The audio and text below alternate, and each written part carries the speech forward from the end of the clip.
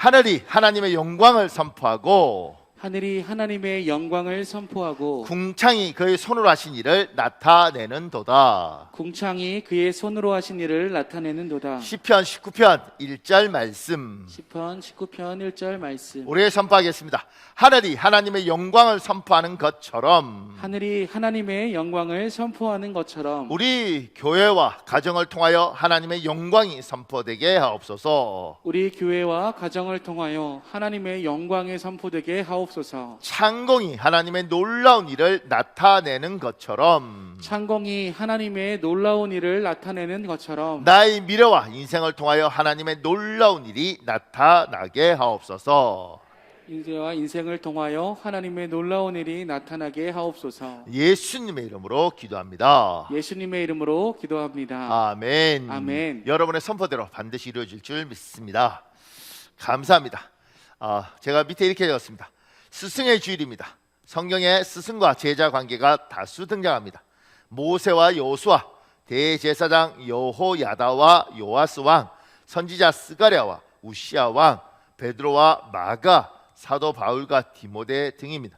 일반적으로 우리가 알고 있는 가장 대표적인 사제관계는 엘리야와 엘리사입니다. 오늘은 엘리야와 엘리사를 통하여 우리를 향한 하나님의 음성을 듣겠습니다. 물론 가장 대표적인 건 예수님과 12제자죠. 그런데 구약의 가장 대표적인 엘리야와 엘리사의 관계를 통해서 스승의 날에 대해서 우리가 한번 생각해 보려고 합니다.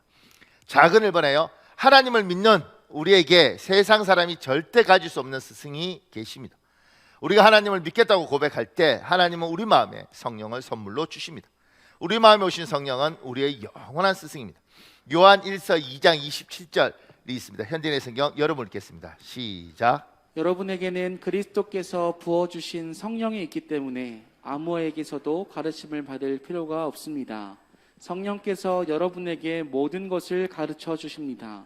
그분의 가르치심은 참되고 거짓이 없습니다. 그러므로 성령님이 가르치신 대로 여러분은 언제나 그리스도 안에서 생활하십시오. 세상 사람들은 하나님을 인정하지 않습니다. 그리고 하나님의 영인 성령 하나님도 인정하지 않습니다. 그래서 그들에게는 절대 스승이 될 수 없습니다. 근데 우리에게는 우리가 삼일체 하나님을 믿고 성령 하나님께서 우리가 예수 그리스도를 믿겠다고 고백할 때, 우리가 주님을 영접할 때 성령을 우리 마음에 부어주시고 그분이 우리 안에 오셔서 때마다 우리에게 길을 가르치시고 때마다 우리에게 지혜를 주시고 때마다 일하신다고 우리는 믿습니다. 그래서 찬송가 453장이 나오는 거예요. 예수도 알기 원하네. 여기에 2절에 이런 가사가 있습니다. 성령이 스승 되셔서 진리를 가르치시고 거룩한 뜻을 깨달아 예수를 알게 하소서. 분명히 나는 여러분이 마음속으로 따라 부른다고 믿습니다. 무관심한 게 아니고 따라 부른다고 믿습니다. 성령께서 스승이 되셔서 진리를 가르치시는 거예요. 이건 우리 예수 믿는 사람들만 가진 놀라운 능력이죠. 당신 안에 성령 하나님이 계십니까? 예, 제 마음속에 성령 하나님께서 계십니다. 성령께서 오셔서 무엇을 합니까? 때마다 우리에게 진리를 가르치시고 길을 가르치시고 깨닫게 하시고 우리가 죄를 지을 때 찔림을 주시고 우리가 바른 일을 할 때 하나님께서 힘을 주십니다. 이게 우리가 가진 거예요. 그런데 이게 너무너무 귀하거든요. 세상 사람이 절대 가질 수 없는 예수 믿는 사람들만 가진 이 특권, 이게 너무너무 귀한데 문제가 있습니다. 너무너무 귀해서 문제가 있습니다. 제가 그 밑에요, 엄청 복된 소식 그리고 큰 착각. 왜냐하면 많은 믿음의 사람들이 성령님과 직접 소통의 길만 고집하기 때문입니다. 이게 뭐냐면 예수를 믿고 너무너무 좋은 거예요. 너무너무 감사한 거예요. 아, 성령께서 살아계시구나. 또 성령 체험하고 와, 하나님께서 말씀하시구나. 너무너무 좋은데 문제는 그러니까 다 필요 없어. 다 필요 없고 나는 성령 하나님으로부터 직접 들을 거야. 하나님, 미나리를 먹을까요? 고사리를 먹을까요? 말씀하여 주십시오. 말씀 안 하면 안 먹겠습니다. 하나님, 이 남자와 결혼할까요? 저 남자와 결혼할까요? 아니면 두 놈 다 데리고 살까요? 말씀해 주시네. 죄송합니다. 내가 농담했을 때 여러분이 그냥 인상을 확 쓰면 얼마나 무서운지 아십니까? 하나님, 그럼 누구하고 살까요? 말씀해 주면 살겠습니다. 우리는 그래서 이 남자가 살아라 이러면 할렐루야 뭐 이런 것들을 해야지 신령하다고 생각하는 거예요. 하나님이 살아계시니까 직접 듣고 싶고, 직접 듣고 싶으니까 그게 너무 영화로우니까 그렇게 하는 것들이 정말 신령하다고 생각하고 그걸 막 응원하고 그걸 격려하죠. 우리 교회도 그렇게 격려해요. 근데 이건 절반의 진실입니다. 절반밖에 맞지 않단 말이에요. 목사님, 하나님을 체험하는 것도 놀라운데 그분을 통해서 직접 말씀 듣는 게 얼마나 영어로운데 그렇게 듣겠다는데 그게 무엇이 문제입니까? 뭐가 잘못됐습니까? 저는 사람 필요 없고요, 교회도 필요 없고요, 목사님도 필요 없고요. 저는 성령한테 직접 배우겠습니다. 성령이 스승되셨어 뭐 이렇게 가면 굉장히 믿음이 좋은 것 같지만 문제가 있습니다.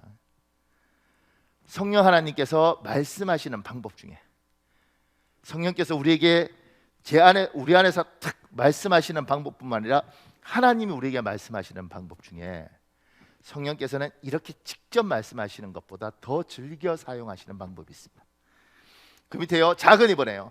성령이 이 세상에서 자기 사람을 인도해 가십니다. 우리 마음속에 계신 성령이 자기 사람을 이 세상에서 이끌어가는 방법은 사람입니다. 사람을 만나게 하고 사람을 통해 듣게 하고 사람을 통해 배우게 합니다. 우리 열왕기상 19장 13절 16절 19절에서 21절 제가 이렇게 정리해 놓은 게 있습니다. 여러분 읽으십시오. 시작. 엘리야야, 내가 어찌하여 여기 있느냐?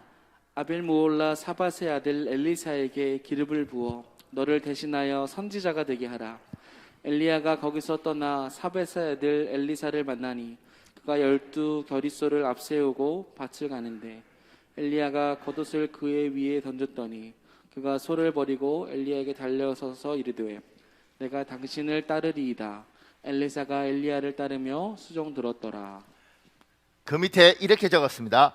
구약에 나오는 대표적인 선지자 엘리사입니다. 영적 능력이 충만한 사람들입니다. 하나님과 직접 소통하던 사람들입니다. 그런데 하나님은 엘리야에게 엘리사를 제자로 만나게 하십니다. 다른 말로 엘리사에게 엘리야를 스승으로 허락하십니다. 이 모든 일을 하나님이 주도적으로 하셨습니다.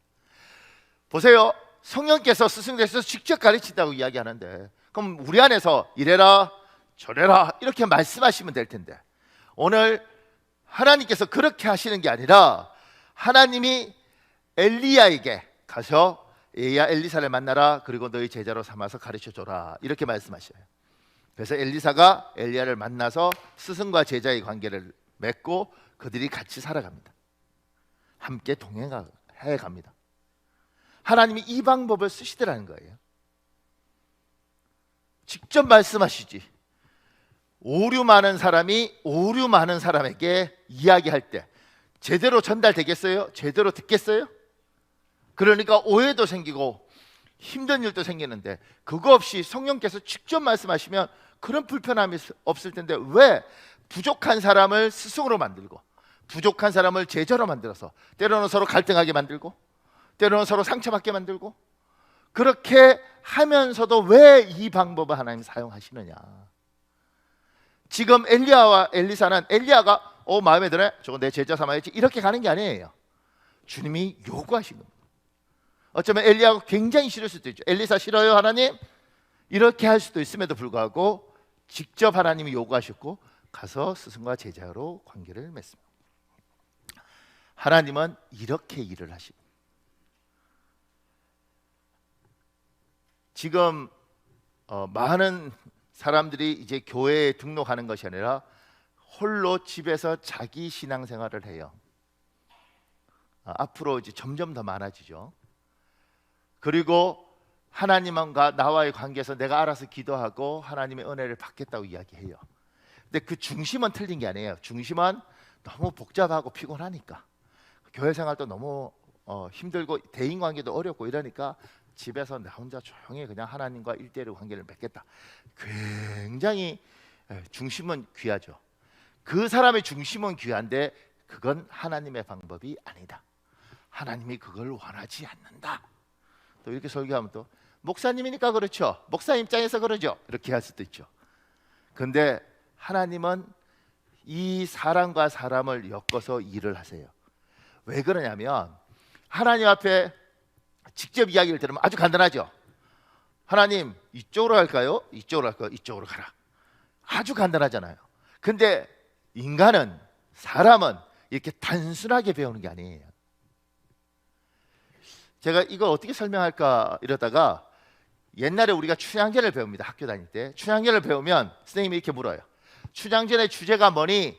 권선징악요. 착한 일 하면 복 받고 나쁜 일 하면 벌 받아요. 이게 정답이에요. 그리고 그걸 깨닫기 위해서 춘향전 보는 사람이 몇 명이나 되겠냐고요. 춘향전 안에는 굉장히 많은 이야기가 있습니다.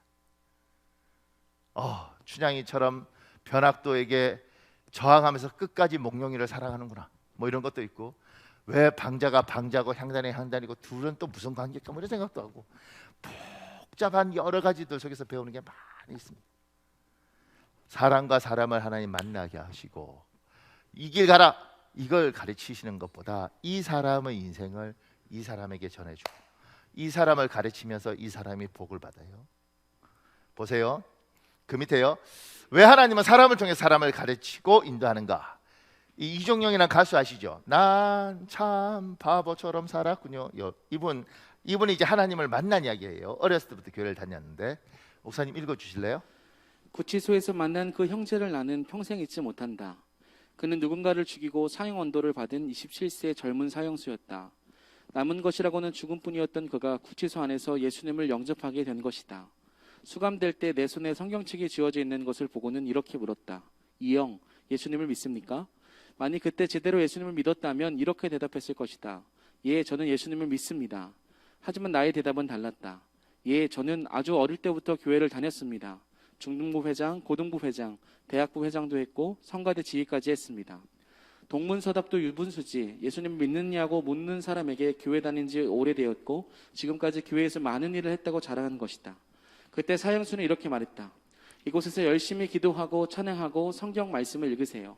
그리고 나가게 되면 네모까지 살아주십시오. 재판을 받으러 나오던 날 그 형제가 간수의 허락을 받아 수갑을 찬 채로 나를 찾아왔다. 그리고는 굳게 담은 입술로 한참을 쳐다보면서 이렇게 말했다. 네모까지 일해주십시오. 네모까지 살아주십시오. 입술은 조금도 움직이지 않은 채 굳게 닫혀 있었지만 내게는 분명하고 정확하게 그의 목소리를 들렸다. 그 순간 이런 생각이 들었다. 천국에서는 이렇게 대화할 수도 있겠구나. 입술과 입술이 아닌 마음과 마음으로 대화를 나눈 후 그는 뒤돌아갔다. 그의 목까지 살겠노라 다짐하고는 구치소 안에서 열심히 기도했다. 또 성경을 펼쳐 창세기부터 읽기 시작했다. 그런데 참으로 놀라운 사실은 하나님께서 천지 만물을 창조하셨던 말씀이 그대로 믿어지는 것이 아닌가. 이 이야기 이후에 굉장히 많은 이야기 있습니다. 그리고 나중에 이분이 가수를 정리하고 목사님이 되시죠. 지금 미국에서 목회하십니다. 근데 지금 나 누가 예수 믿으라 그랬어, 그래서 내가 예수 믿었네, 이 이야기가 아니잖아요. 한 사람 인생, 27의 사형수, 그가 만난 예수, 그의 절박한 눈빛, 그의 호흡, 이런 것들을 여기서 보면서 굉장히 많은 생각들을 하는 거죠. 그리고 이 사형수가 나중에 사형을 받고 세상을 떠날 때 그에게 하나님 앞에 쓰임 받는 이 영화로움이 있는 거죠. 천국의 상급도 있는 거고, 하나님은 많은 일들을 하십니다. 사람과 사람을 엮어서 굉장히, 이 사람은 이 사람대로, 이 사람은 이 사람대로, 그리고 가르치는 사람은 가르치면서 배우는 게 있고, 배우는 사람은 배우면서 배우는 게 있습니다. 하나님 이렇게 일을 하시는 거예요. 그러니까 정말 사단의 전략은 뭐냐면 이런 인과관계를 깨는 거예요. 그래서 사람을 깨고 외톨이로 만들고 홀로 있게 하고 다른 사람 모르게 은둔하게 하고 이러면서 고립화시키는 거예요. 그러면 하나님의 역사, 하나님의 놀라움을 만끽할 수가 없어요. 힘들어도 하나님 왜 우리에게 이렇게 교회 생활을 하게 하시나? 사람들 모여 있는 데는 반드시 시끄러운데 왜 우리를 이렇게 엮어주십니까? 그리고 엮어서 왜 때로는 목장을 만드시기도 하고 서로 남존대회를 만드시기도 하고 이렇게 엮여서 때로는 굉장히 괴로운데 그 속에서 하나님이 하시는 많은 일들이 있다는 겁니다. 때로는 하나님이 이 가운데 스승과 제자를 주시기도 하고 하나님이 이 가운데 만나서 서로에게 영향을 끼치기도 하는 거죠. 이게 인간이 하는 것이 아니고 성령께서 이렇게 말씀을 하시고 이런 방법으로 깨닫게 하시는 거예요. 하나님이 일하는 방식입니다. 그러니까 복 받으려면 대인관계가 좋으셔야 됩니다. 아무도 아멘 안 하시죠? 복 받으려면 인간관계가 좋으셔야 됩니다. 그래야지 하나님의 복이 복됩니다. 조금 더요. 그 밑에 좋은 스승이 여러분 스승하면 굉장히 크게 생각하는데 좋은 스승이 꼭 위대하고 유명한 스승일 필요는 없습니다. 스승이란 나의 존재에 혁명을 일으킨 존재입니다. 좋은 스승이란 선한 영향력으로 나의 존재에 작은 혁명 또는 조그만 변화를 일으키는데 하나님이 사용한 존재입니다. 스승이 있어요. 근데 좋은 스승 그러면 우리는 굉장히 뭐 아인슈타인, 뭐 슈바이처 이런 사람만 생각하는데 우리의 삶에 꼭 필요할 때 꼭 필요한 사람이 나타나서 꼭 필요한 말을 할 때가 있어요. 그게 단 한순간에라도 내 존재에 그게 영향을 미쳐서 흔들어 놓으면 이 분을 통해서 내 인생이 선한 영향력을 받고 내가 힘을 얻고 새로운 길을 선택할 수 있으면 이분이 좋은 스승인 거예요. 보세요. 저는 우리 교회 스승들이 많습니다. 여러분이 몰라서 그렇죠. 제가 집사님 보고 집사님이 제 스승입니다 이런 말 할 수 있긴 좀 그러잖아요. 그래서 제가 말을 안 하죠. 좋은 게 많습니다. 옛날에 우리 교회 어떤 분하고 제가 이야기하는데 제가 그분한테 이렇게 말했어요.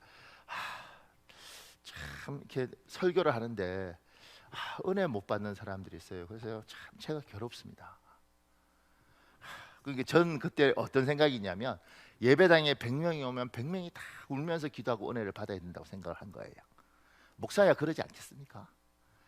근데 이분이 그때 그러죠 목사님. 참, 목사님 예배당에 와서 100명이면 우리가 어떻게 오는데 100명이 다 은혜를 받아야 되는데 목사님 95명만 은혜 받으니까 목사님 참 부족한 목사님입니다. 이랬으면 진짜 힘들었을 텐데 그분이 이렇게 이야기하셨어요. 그러니까 이미지죠. 이미지. 하도 오래된 이야기니까 그분이 뭐라고 하냐면 목사님 얼마나 많은 사람이 은혜 받고 있습니까? 못 받는 건 지 잘못입니다. 이렇게 얼마나 고마운지. 그분은 잊어버렸을 거예요. 그런 말 했던 거. 근데 저는 그게 그때는 정말 큰 위로가 됐습니다. 아유 목사한테 누가 그렇게 위로해 주겠어요. 그런데 위로하시려고 위로하신 건 아니고 그냥 하셨던 말이라고 생각하는데 저는 그 말이 10년이 넘도록 제 가슴에 있어요. 물론 여러분이 은혜 못 받으면 에휴 네 잘못이야 이러진 않아요. 근데 마음속에 그래 은혜 받는 사람들 봐야지. 은혜 못 받는 사람은 가슴 아프지만 이 사람에 대해서 은혜 받길 원하지만 여기 때문에 내가 좌절하고 괴로워하는 것이 아니라 하나님이 은혜 주신 이 사람들을 바라보고 그래 하나님 감사합니다. 이렇게 80%라도 때로는 70%라도 은혜 받군요. 감사합니다. 이렇게 그 목사 세계에는 그런 게 없어요. 목사님들 세계에 만나면 모두를 은혜로 뒤집어 놔야지 그 중에 하나도 은혜 못 받으면 더 열심히 해야지 이렇게 하죠. 근데 성도가 위로해 준 거죠. 우리 교회 어떤 집사가 이야기하더라고요. 저한테 설교에 대해서 목사님 그분은 야구를 좋아해요. 목사님 야구 선수가 타자가 10번 나가서 3번 치면 아주 좋은 3할 때 타자입니다. 목사님 10번 설교해서 3번 은혜 받으면 목사님 대박입니다. 진짜 그렇게 깨달았으면 얼마나 좋았을까. 3번 은혜 받으면 대박이에요. 이렇게. 근데 그때는 그게 아니었던 거죠. 10번이면 10번 다 은혜 받아야 된다는 생각인 거죠. 그러니까 그분이 더 놀라운 이야기를 하더라고요. 그러니까 목사님 10번 중에 3번 은혜 받아도 대박이니까 그러려면 어떻게 해야 되느냐. 예배에 다 참석해야 됩니다. 많이 참석해야 됩니다. 아멘이 안 나오고 참 이러면 안 되는 거죠. 그러니까 이거요. 저는 설교학 박사들 있잖아요. 우리 교수들 또 제 스승들 뭐 제 친구들 설교학 박사들한테 한 번도 들어본 적 없어요. 근데 그 말이 와 이렇게 돼요. 제가 후배 목사님들 또 세미나 가서 이야기할 때 이런 이야기 하죠. 목사님들 10번 중에 3번 은혜는 하나님이 주시는 거지만 그 부분에 대해서 우리가 기억해야 될 게 있다. 이런 거 성도들이 더 많이 예배드리려 하는 거 그 가운데 은혜가 있을 수 있다. 이런 생각들을 하는 거예요. 그러니까 가장 이해는 하지만 가장 목사 입장에서 골치 아픈 성도는 10번 중에 3번이 아니라 9번의 은혜가 흐르는데 한 번 은혜 못 흐르는데 꼭 한 번 은혜 안 흐를 때 그때 예배당에 왔다가 은혜가 없네. 그리고 쭉 몇 달 빠졌다가 또 은혜 없는 고주에 와서 은혜가 없네. 이럴 때 목사가 힘듭니다. 그러니까 자주 아멘을 안 하시더라도 할 수 있으면 자주 예배 드리는 게 그러면서 은혜를 간구하는 거죠. 근데 저는 그렇게 깨달아지더라고요. 그게 저한테는 큰 힘이었습니다. 스승은 놀랍고 위대한 게 아니고요, 우리 옆에 하나님이 누군가를 통해서 우리에게 힘을 주시고, 그것이 때로는 아기를 통해서도 해주시는. 제가 아는 집사님이고 그 애는 초등학생이었는데 같이 밥을 먹는데, 우리 교인이 아니에요, 같이 밥을 먹는데 갑자기 애가 그러더래요. 아빠는 똥 집사예요. 똥. 애가 어리니까 잘못 들은 줄 알고, 뭐? 아빠는 똥 집사야. 그래서 아버지가 밥 먹다가 확 열이 받은 거죠. 내가 왜 똥 집사야? 아빠는 예배 잘 안 가잖아. 예배 잘 안 가면 똥 집사야.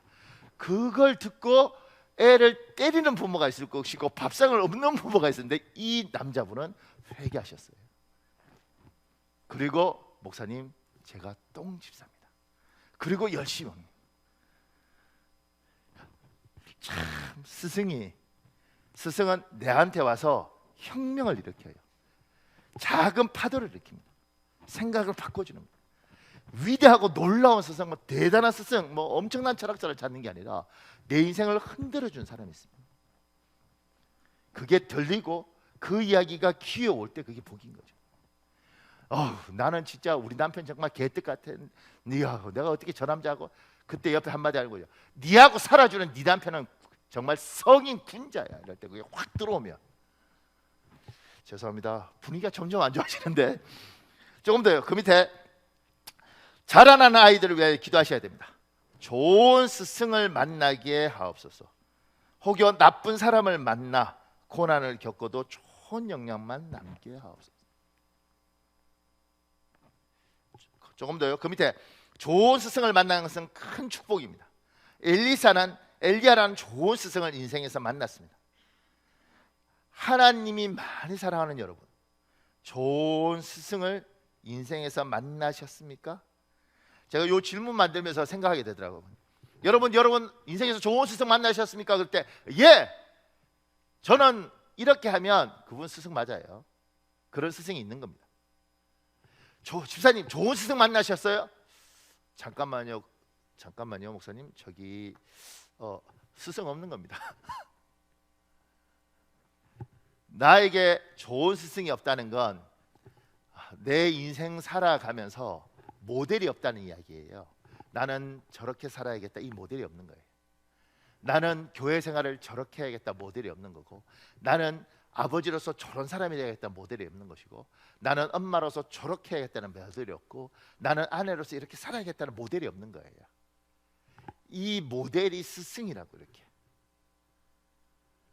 나는 아버지가 되면 저렇게 살아야겠다, 이분이 스승인 거죠. 나는 교회에 안수집사가 되면 내가 이렇게 살아야겠다, 내가 권사가 되면 나는 저건 꼭 해야겠다, 이게 여러분에게 스승이라고요. 나한테 그게 있는가? 없으면 스승이 없는 거예요. 탁 나와야 되는 거. 우리는 목사잖아요. 당신은 어떤 목사가 되고 싶습니까? 당신에게 목사로서 스승이 있습니까? 예, 이렇게 나와야 돼요. 집사로서, 아버지로서, 남편으로서, 아들로서 당신에게 스승이 있습니까? 당신에게 모델이 있습니까? 당신이 이렇게 살고 싶다는 그 모습을 보여준 누군가가 있습니까? 그 밑에요, 하나님이 만나게 하신 좋은 스승을 좋은 스승으로 만드는 것은 아주 중요한 일입니다.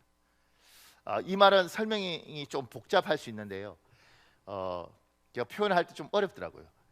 이를테면 이런 겁니다. 사람이라는 사람이 누군가를 만날 때 완벽한 사람이 어떻겠어요? 다 부족하죠. 그런데 부족한 사람이 만나서, 하나님이 부족한 엘리야와 부족한 엘리사를 만나서 스승도 되고 제자도 되게 했는데, 이들 둘 사이에는 알력이 없었겠어요? 이들 둘 사이에는 갈등이 없었겠어요? 근데 좋은 스승을 좋은 스승으로 기억하고 생각하고 만드는 것이 제자의 몫이에요. 이 스승에게 완벽한 걸 요구하는 순간 아무것도 남는 게 없다고. 근데 제가 보면 어떤 분을 만나면 이 사람은 모든 사람이 원망 대상이에요. 그러니까 좋은 사람이 없어. 왜냐하면 완벽한 기준을 갖고 사람에게 대니 누가 살아남겠어요? 이 사람에겐 좋은 교회도 없어. 왜냐하면 이 좋은 교회를 찾아서 여기서 옮겼고 여기 옮겨보고 여기 온데 다 나쁜 교회래. 왜냐하면 완벽한 교회는 없어요. 어제 스승의 날이었잖아요. 저한테는 목회 스승, 그러니까 학문의 스승도 있고요, 신학으로 목회 스승도 있는데 목회 스승은 두 분밖에 없다고요. 서울에 있는 목사님, 안산에 있는 목사님. 제가 어저께 선물 이렇게 보내드리고, 요새는 참 좋더라고요. 카카오톡으로 선물을 보내면 선물이 알아서 가요. 세상에. 그리고 이제 전화 드리는 거죠. 찾아갈 시간이 없죠. 어저께는 결혼식도 있고 그래서 전화 드리죠. 서울 목사님은 벌써 20여 년 전이에요. 20여 년 전에 제가 처음 전도사, 성격도 까칠하고 이럴 때 처음 전도사가로 저를 사용해 주셨어요. 목회의 기회를 주신 거죠.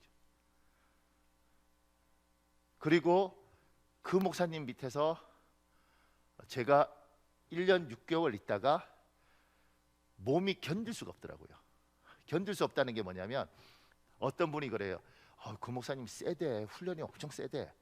그러면서 그러더라고. 아들이 있었는데 아들이 1년 만에 응급실에 2번을 실려갔다네. 그 아들이 둘이거든요. 큰 아들 목사님인데 그 아들이 병원에 응급실에 과로로 쓰러져서 2번을 실려갔다네. 이러면서 막 그 이야기 하더라고요. 제가 그러죠. 아들이 1년에 2번 실려갔어. 피도 안 섞인 나는 어떻게 했어? 이렇게 얘기하죠. 잘 들으면 욕이에요. 근데 그런 한테 제가 살라고 이스라엘에 공부하러 간 이유가 뭐냐면 1년 6개월 했는데 몸이 거의 마비가 왔어요. 이렇게 견딜 수가 없었습니다.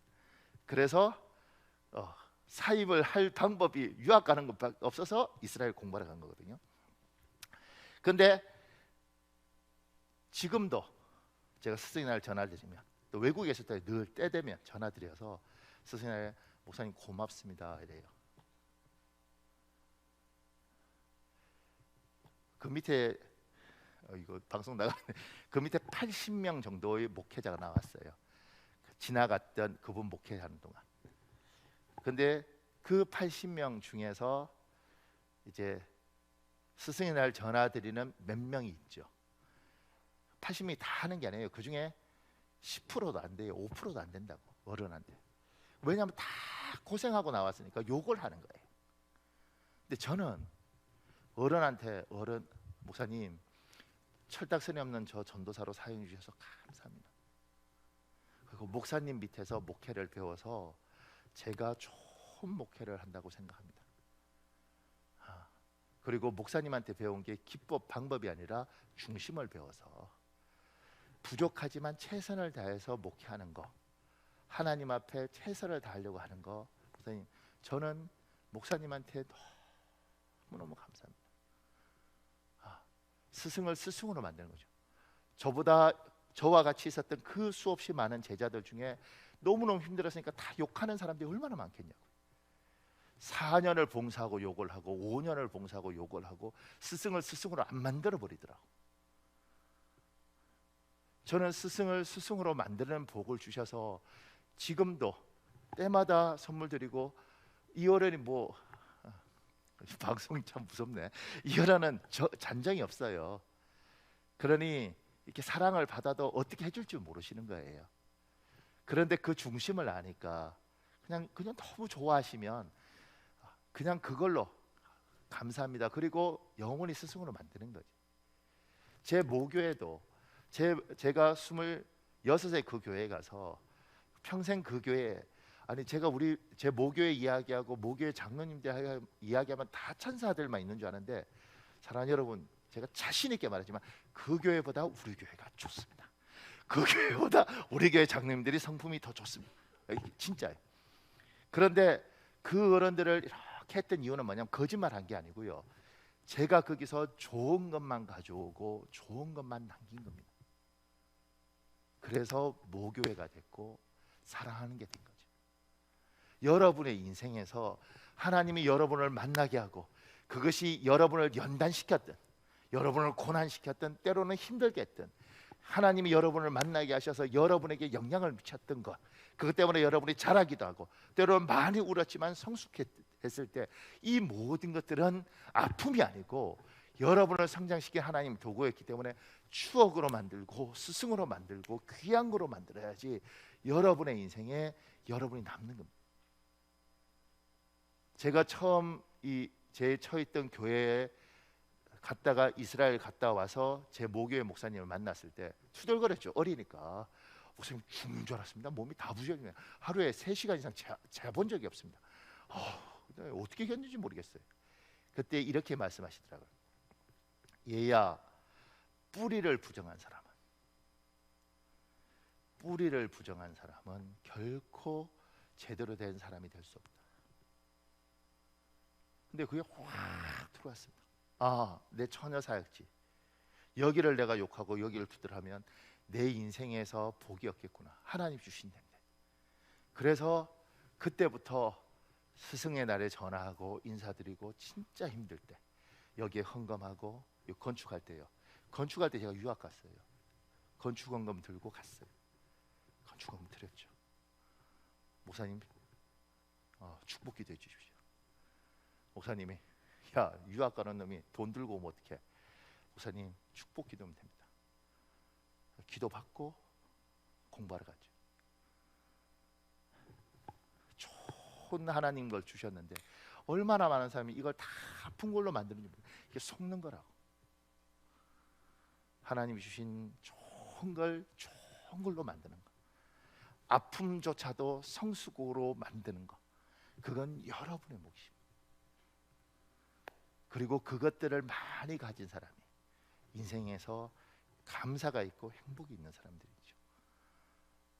여러분에게 하나님이 주셨던 좋은 스승, 좋은 교회, 좋은 사람들이 그렇게 좋은 스승, 좋은 교회, 좋은 사람 되시길 예수님 이름으로 축복합니다. 조금 더요. 그 밑에요. 오늘 성경 본문을 보면서 두 가지 질문이 생깁니다. 열왕기하 2장 8절 9절이 있고 13절 14절이 있습니다. 여러분 읽어볼래요? 시작. 엘리야가 겉옷을 가지고 말아 물을 치매 물이 이리저리 갈라지고 두 사람이 마른 땅 위로 건너더라. 건너매 엘리야가 엘리사에게 이르되 나는 내게서 데려감을 당하기 전에 내가 내게 어떻게 할지를 구하라. 엘리사가 이르되 당신의 성령이 하시는 역사가 갑절이나 내게 있게 하소서 하는지라. 엘리야의 몸에서 떨어진 겉옷을 주워 가지고 돌아와 요단 언덕에 서서 엘리야의 몸에서 떨어진 그의 겉옷을 가지고 물을 치며 이르되 엘리야의 하나님 여호와는 어디 계시니까 하고 그도 물을 치매 물이 이리저리 갈라지고 엘리사가 건너니라. 그 밑에요. 첫 번째 질문은 엘리야는 자기 겉옷으로 요단강을 칩니다. 요단강은 두 쪽으로 갈라지고 엘리야와 엘리사는 걸어서 요단강 서쪽에서 요단강 동쪽으로 건너갑니다. 엘리사가 다시 혼자 요단강 동쪽에서 요단강 서쪽으로 건너갈 때는 엘리사는 겉옷으로 요단강을 칩니다. 왜 이렇게 행동했을까입니다. 두 번째 질문은 엘리야가 엘리사에게 너에게 소원이 무엇이냐, 내 소원을 들어주겠다라고 말합니다. 이때 엘리사는 엘리야에게 선생님의 영적인 능력의 2배를 나에게 주십시오라고 말합니다. 왜 이렇게 말했을까요?입니다. 영적 능력 말고도 구할 것이 많이 있었을 텐데 영적 능력을 구합니다. 그것도 엘리야의 2배의 영적 능력을 구합니다. 질문이 두 가지죠. 엘리사와 엘리야가 요단강을 건너요. 요단강을 건너서 요단강 서쪽에서 요단강 동쪽으로 가는데 건너갈 때 겉옷을 쳐서 요단강을 가릅니다. 근데 올 때 다시 요단강을 건너야 되는데 그때 이런 기적이 있었던 거죠. 그때 엘리사가 스승 엘리야가 했던 대로 겉옷을 쳐요. 요단강이 갈라집니다. 보세요. 모세는 홍해를 가를 때 지팡이를 들고 밉니다. 제자였던 여호수아 보고 홍해를 가르라 그러면 지팡이를 들었을 거예요. 왜냐하면 사람이란 존재는 배운 대로 본 대로 어떤 상황이 오면 자기가 늘 보아왔던 대로 하는 겁니다. 그래서 스승이 들면 나도 드는 것이고 스승이 치면 나도 치는 것입니다. 그래서 제가 그 밑에 이렇게 적었습니다. 제자들은 스승의 행동을 자연스럽게 무의식적으로 따라 배웁니다. 어떤 상황이 오면 제자는 스승이 했던 그 행동을 그대로 재현합니다. 본 것이 그것이고 배운 것이 그것이기 때문입니다. 오늘 여기 있는 내용은 이겁니다. 제가 그냥 시간이 없으니까 말씀드려요. 김상복이라는 이분이 어렸을 때 신사참배를 안 했다는 거, 일제시대 때. 그래서 전교생이 있는데 자기하고 자기 누나만 절을 하지 않았던 거예요. 왜 안 했느냐? 시사자매 하지 말라 그래서 안 했느냐? 아니요. 아버지 어머니가 안 하더라는 거예요. 자기들이 다녔던 교회 주기철 목사가 순교당하면서 안 하더라는 거예요. 자기 교회 어른들이 안 하더라는 거예요. 보고 배운 게 그거예요. 보고 배운 게 그거니까 초등학교 때 자기도 모르게 이거 하면 안 되는 거야 이렇게 된 거예요. 가르쳐서 배운 게 아니라 자기도 모르게 보고 배운 거예요. 그러니 제자들은 스승을 통해서 보고 배운 대로 하는 겁니다. 자연스럽게 몸에 익는 거예요. 가르친 대로가 아니라 나도 모르게 습관이 되는 겁니다. 그 밑에요. 내가 원하든 원하지 않든 우리는 누군가의 스승이 됩니다. 이것이 사람에게 주어진 운명입니다. 나는 어떻게 처신해야 하는가 질문하셔야 합니다. 여러분과 제가 원하든 원치 않든 스승이 됩니다. 목사님 저는 스승하기 싫어요. 저는 절대 안 해요. 아니요. 스승이 됩니다. 왜 스승이 되냐고요? 여러분에게 자녀가 생기면 그 자녀가 자연스럽게 여러분을 봅니다. 그리고 아버지가 엄마한테 이야기할 때마다 손가락질하면서 야! 왜? 이렇게 하면 어느 날 그 아들이 결혼해서 자기도 모르게 손가락질을 합니다. 왜냐하면 보고 배운 게 그거라서 배워야겠다! 배운 게 아니라 늘 봐왔기 때문에 나도 모르게 몸에 익어서 나도 모르게 하는 겁니다. 그렇게 배우는 거예요. 여러분과 제가 원튼 원치 않든 우리는 우리 아이들에게 스승이 되어 있습니다. 내가 한 아버지로서, 내가 한 어머니로서, 내가 한 남편으로서의 행동을 우리 아이들이 보고 있습니다. 목사님 저는 절대 스승 어떻게 하겠어요? 되고 싶어 된 게 아니라 나도 모르게 된 거죠. 교회도 똑같습니다. 교회 안에서 중직이 되신 분은 그냥 뭐 교회 오래 다니니까 집사가 되고 권사가 됐어. 나는 그냥 그렇게 됐는데 어느 날 누군가가 권사님 저는 권사님이 이렇게 하실 때 권사는 이래야 된다고 생각해서 배웠습니다 이렇게 이야기하면 집사님 배우지 마세요. 나는 가르칠 생각이 없어요. 아니 권사님 그냥 저는 자꾸 보니까 여전대 회장은 이렇게 하는 건가 보다. 권사회 회장은 이렇게 하는 건가 보다. 요 성경 목자는 이렇게 하는가 보다. 저는 그렇게 배웠습니다. 세상에 누가 가르쳤나? 근데 배웠대. 그래서 제가 이렇게 합니다. 세상에 무서운 거지. 우리를 누군가가 보고 있습니다. 여러분과 제가 원터 원치 않던 스승이 되어 있습니다. 그래서 고민하셔야 됩니다. 하나님, 내 아이가 그리고 교회에서 누군가가 또 내가 다니는 직장에서 누군가가 자연스럽게 나를 스승으로 그들 무의식 중이라도 따라 배울 텐데 영향을 받을 텐데 하나님 나는 어떻게 살아야 됩니까? 나는 어떻게 말을 해야 됩니까? 그 밑에요.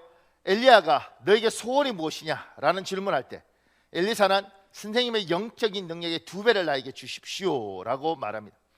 1배도 아니고 2배입니다. 엘리사의 눈에는 엘리야의 영적인 것이 그만큼 좋아 보였던 것입니다. 오늘 그 밑에 있는 글은 예수 안 믿는 사람이 예수를 믿었던 이야기예요. 그런데 제가 줄쳐놓은 것 중에 2번째 줄에 이런 내용이 있습니다. 줄쳐놓은 것 중에 어느 음식점 앞에 여기만 읽어드릴게요. 어느 음식점 앞에 봉고버스가 서더니 몇 사람이 내리는데 그 사람들의 표정이 어찌 그리 맑고 밝은지요. 저는 그 순간 그 이유가 무척 궁금했습니다. 마침 술 먹고 잔치하는 사람들이 그 봉고버스 옆에 같이 내려서 그 사람들과 비교하게 되었습니다. 자세히 보니 밝은 표정을 하고 내리는 사람들은 봉고버스 옆에 있는 교회에 들어가는 사람들이었고 어두운 표정의 사람들은 술잔치를 하러 음식점에 들어가는 사람들이었습니다. 참 이상했습니다. 한 잔 먹으러 간다면 기분이 아주 좋을 텐데 이상하게도 음식점에 들어가는 사람들은 표정 자체가 없었습니다. 저는 의심이 생겼습니다. 교회에 가면 그렇게 좋은가? 그러면서 그 밑에 줄에 줄쳐놓은데요. 그러나 교회의 분위기가 밝고 생동감이 넘쳤습니다. 또 교인들도 친절하게 저희를 대해주며 항상 웃고 있는 모습이 인상적이었습니다. 그러면서 이 사람이 하나님을 향하여 옵니다. 엘리사가 엘리야를 따라 배웠던 가장 큰 이유 중에 이렇게 이야기하죠. 영적인 능력을 갑절로 주십시오. 엘리야는 굉장한 능력이었잖아요. 그러니까 돈 달라 집 달라 이러지 않은 거예요. 당신의 하나님, 당신이 만났던 그 하나님, 그 능력을 나에게 달라는 거예요. 영적인 게 좋아 보였던 겁니다. 그래서 그것도 2배로 좋아 보였던 겁니다. 우리 아이들이 예수를 믿으려면 여러분과 제가 예수 믿는 걸 얘들이 보면서 아유 참 예수 참 구질하게 믿는다. 예수 믿으면 저래야 되나? 어우 짜증나. 이러면 안 믿는 거예요. 이 아이들이 보면서 참 좋아 보인다.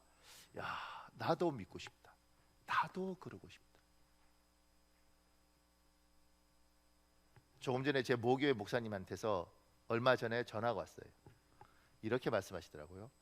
그 집에 애가 셋이거든요. 근데 이제 막내 애가 있는데 뭐 미국에서 대학 과정 유학하고 있어요. 근데 이렇게 이야기하더라고요. 야 우리 셋째가 목사가 된다네. 드디어 우리 집안에 사람 같은 게 하나 태어났어. 이렇게 말을 그렇게 하세요. 그러면서 저한테 그런데 어떻게 해야 되냐? 신학을 한국에서 해야 되냐? 외국에서 해야 되냐? 나는 안 했으니까 목사님이 좀 이야기해줘. 그리고 전화를 바꿔주시더라고요. 이제 전화 이게 서로 하는 거예요. 이렇게. 그럼 제가 이제 여러 가지 제가 힘들게 했으니까 여러 가지 설명 쭉 하다가 제가 물어봤어요. 얘야 너는 왜 목사가 되려고 하니? 이렇게. 목사님 지금 아버지 교회가 3,000평의 교회를 지어놓고 2,500명이 주일마다 옵니다. 제가 한몫하려고요. 이렇게 한 게 아니고 걔가 이렇게 이야기하더라고요.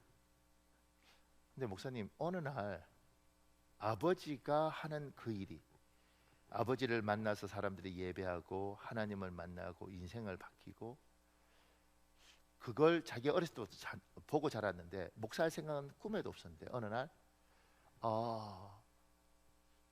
참 좋아 보인다. 뭐 컴퓨터 공학과인가 뭐 그거래요 미국에서. 근데 나도 아버지처럼 살고 싶다. 그걸 들으면서 막 감격도 들면서 한편으로는 우리 아들 셋은 뭐 할까 우리 생각도 들고 뭐 그러더라고요. 근데 제가 그 모습 보면서 그래서 목사가 되는 거죠. 우리 아버지 참 좋다.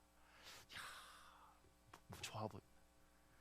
우리 아버지 예수 믿는 거 참 좋다. 우리 아버지 장로 되고 권사 된 거 참 좋다. 나도 크면 꼭 장로 돼야지.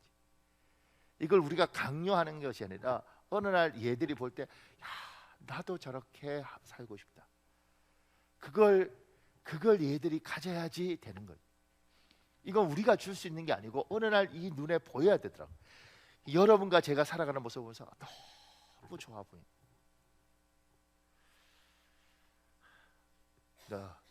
그건 우리 힘으로 할 수 없지만 노력하셔야 됩니다. 제가 이렇게 말하면 목사님 어떻게 집에 가서 이야기해야죠. 장로님들은 집에 가서 이를테면 아들들한테 야 장로 너무 좋다 야. 권사님 이야기해야죠. 딸한테 야 권사 된 거 진짜 영광이다. 너무 좋다 야. 그래. 내가 장로만 아니면 내가 권사만 아니면 코로나 때 교회 안 가는 건데 이렇게 간다고 생각하고 싶시오. 내가 여전도 회장만 아니었으면 내가 어떻게 정말 이렇게 한다고 생각하고 싶시오. 다 보고 있다고 애들이. 그런데 아버지 엄마가 야 하나님이 나한테 직분 중에 난 집사가 너무 그랬을 때 어느 날 야 좋아 보인다. 나도